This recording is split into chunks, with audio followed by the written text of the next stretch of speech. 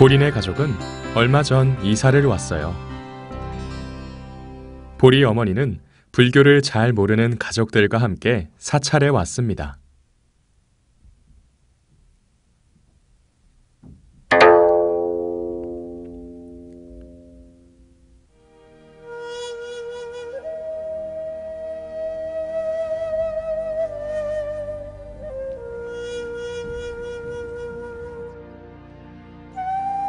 사찰 내에서 스님을 뵈면 합장반배하여 예를 표현합니다.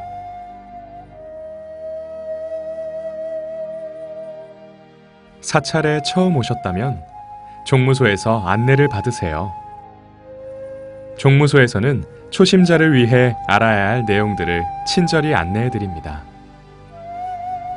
스님께서 절에 처음 오면 어떻게 해야 하는지 보리네 가족을 안내해 주시기로 하였습니다.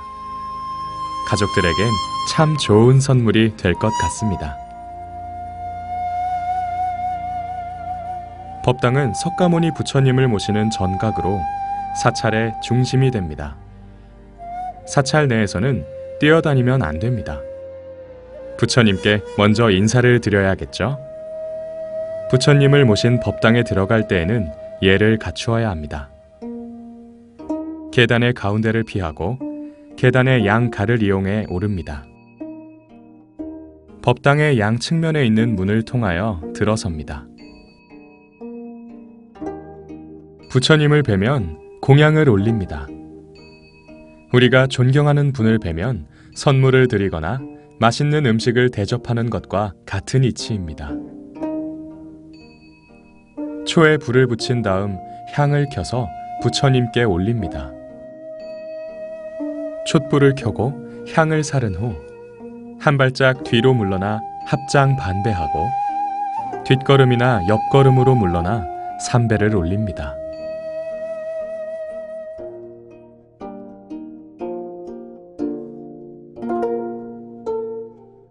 불자가 되는 길이 궁금하다고요?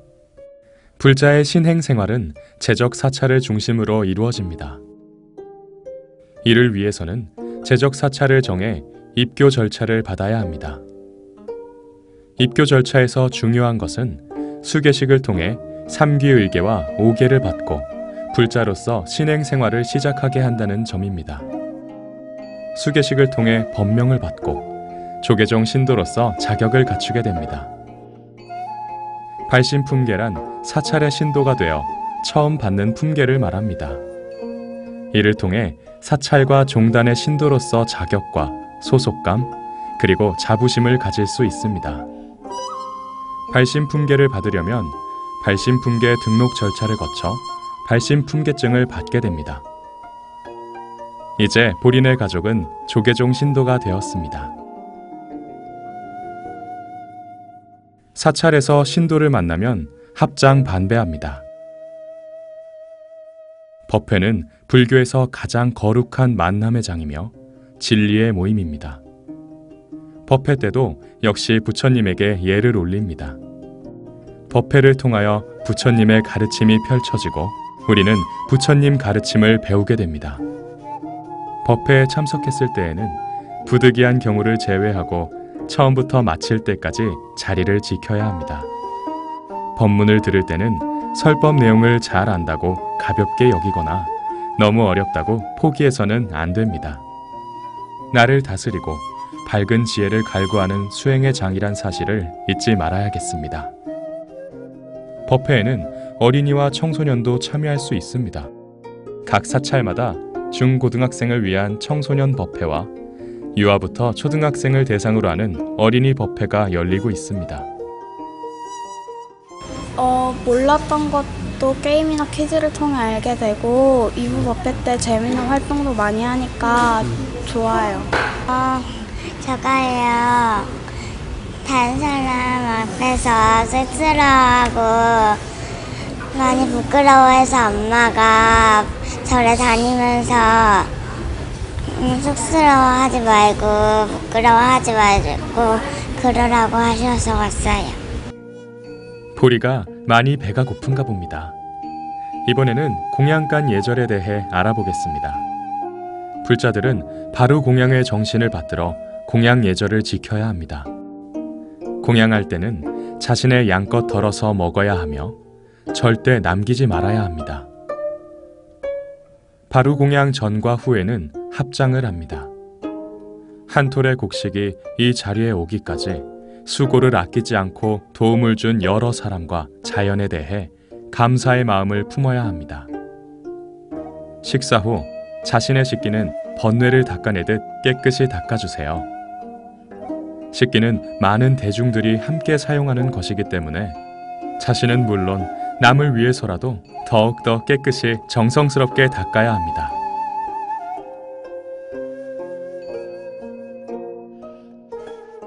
품계제도는 발심품계, 행도품계, 부동품계, 선예품계로 나뉩니다. 입교를 하면 발심품계를 받습니다. 발심품계는 신도품계의 첫 번째 단계로 발심품계 등록을 통해 종단의 새 신도로서 자질을 갖추게 됩니다. 입교 이후에는 신도 기본 교육을 의무적으로 이수해야 합니다.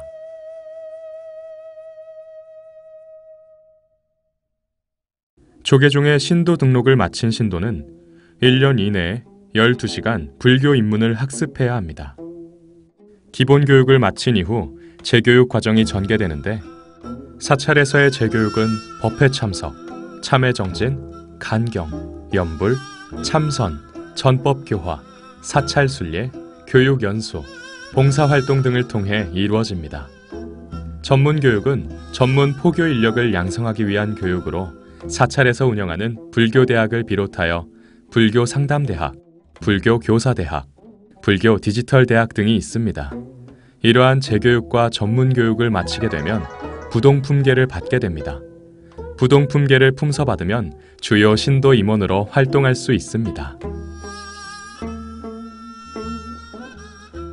선예품계는 지도자로서 성품과 자질, 그리고 역량을 갖춘 신도들이 지도자 교육 과정을 받고 나서 품서받는 것으로 최고의 품계를 일컫습니다.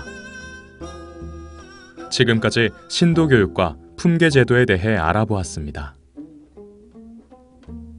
발심 품계를 받고 나면 신도회에 가입하여 여러 가지 봉사 활동이나 문화 활동, 신행 활동 등을 할 수 있습니다. 신도회는 관음회, 지장회, 합창단, 어린이회, 학생회, 거사회 등으로 다양하게 구성되어 있습니다. 이러한 신도회에 가입하여 역할에 따른 활동을 하게 되면 이건 역시 재교육의 범주에 포함됩니다. 이 밖에 사찰의 신행 활동으로 수련회를 간다던가 기도 및 수행 법회에 참여도 하고 방생 법회나 사찰 순례, 체육대회, 기타 사중의 목적 불사에 참여합니다. 4월 초파일 부처님 오신 날은 성도제일, 열반제일, 출가제일과 더불어 불교의 4대 명절 중 하나인데요.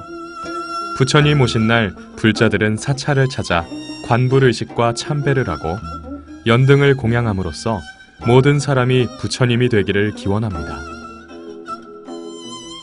연등회는 부처님 오신 날을 앞두고 불자와 시민들이 함께 부처님 오신 날을 축하하는 문화축제입니다. 본인의 가족이 사찰에서 보낸 하루 어떻게 보셨나요?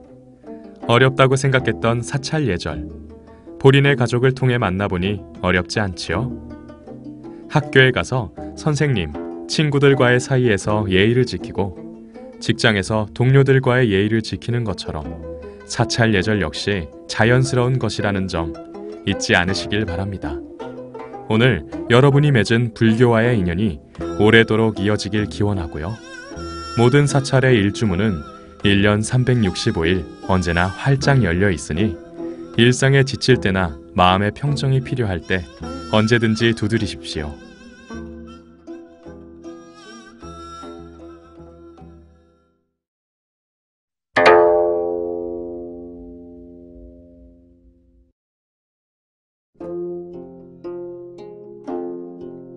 차수는 수행자가 단정한 자세를 유지하고 산란한 생각을 쉬게 하기 위한 자세입니다. 차수는 사찰이나 법당 안에서 움직이거나 서 있을 때 취합니다. 오른손으로 왼손을 가볍게 쥐고 오른손 검지와 중지 사이에 왼손 손가락과 손등 관절이 위치하도록 합니다. 발 뒤꿈치를 모아주도록 합니다. 시선은 자연스럽게 콧등을 주시하고 허리와 가슴은 펴고 턱을 당겨 바른 자세를 유지합니다.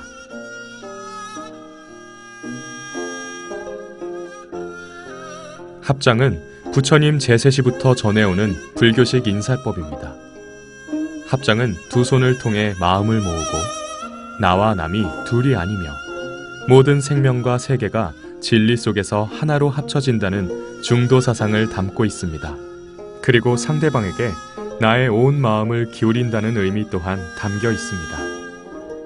이러한 마음 자세로 두 손을 합치는 것이 합장입니다. 그래서 합장을 하면 마음이 차분해지고 정신이 맑아집니다. 합장할 때는 자연스럽게 두 손을 모아 가슴 앞으로 올리되 손끝이 앞으로 기울어지지 않도록 주의를 기울입니다.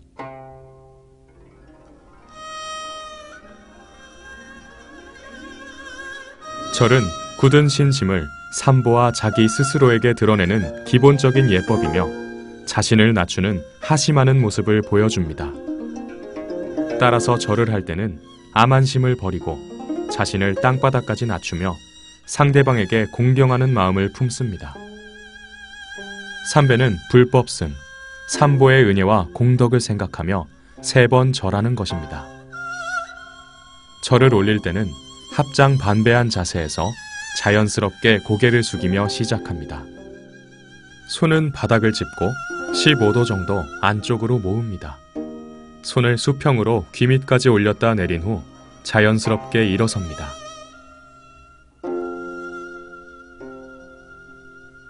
왼발은 오른발 위에 올립니다.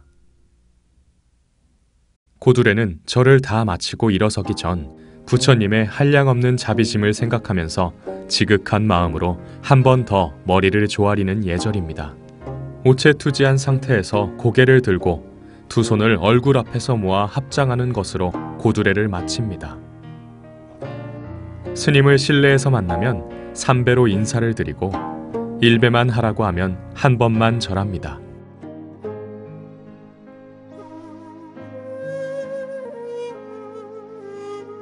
좌선은 안과 밖으로 마음이 동요되지 않는 공부를 통해 자신의 본래 모습을 보는 선의 자세를 일컫습니다. 좌선에는 반가부좌와 결가부좌가 있습니다. 반가부좌.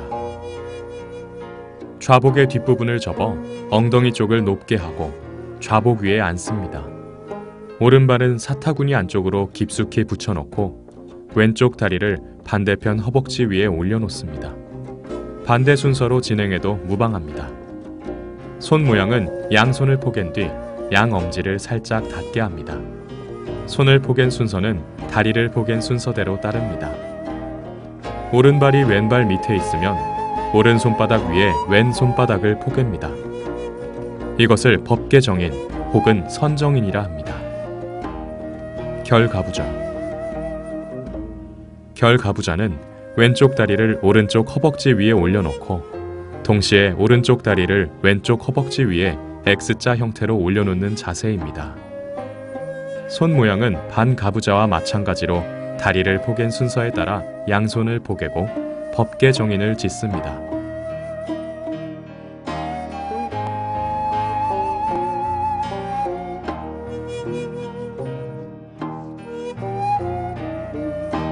사찰은 불보살님이 계신 거룩한 곳이며 진리의 보금자리입니다.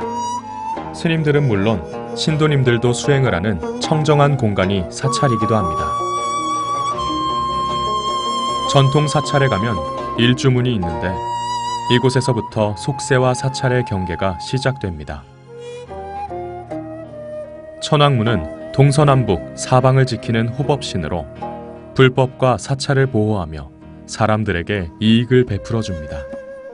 천왕문 앞에서 합장 반배로 예를 올리고 시간이 허락할 때는 각각의 사천왕님에게도 합장으로 예를 올립니다. 천왕문을 조금 올라가면 불이문이 모습을 드러냅니다. 불이문은 해탈문이라고도 불리는데요. 불이란 둘이 아니라는 의미입니다. 너와 내가 둘이 아니고 선과 악이 둘이 아니며 삶과 죽음 역시 둘이 아니라는 의미를 담고 있습니다. 불의문에 들어설 때도 합장 반배합니다. 이제 불의문을 지나면 청정한 부처님의 세계가 눈앞에 전개됩니다.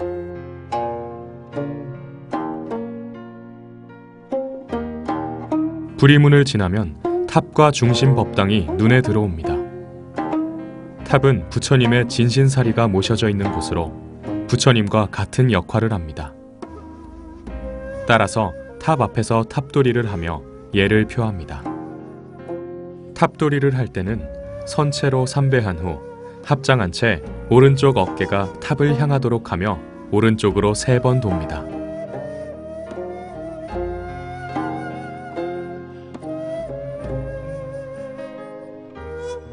이 비디오를 통해 불교를 처음 접하신 분들에게 많은 도움이 되길 바랍니다.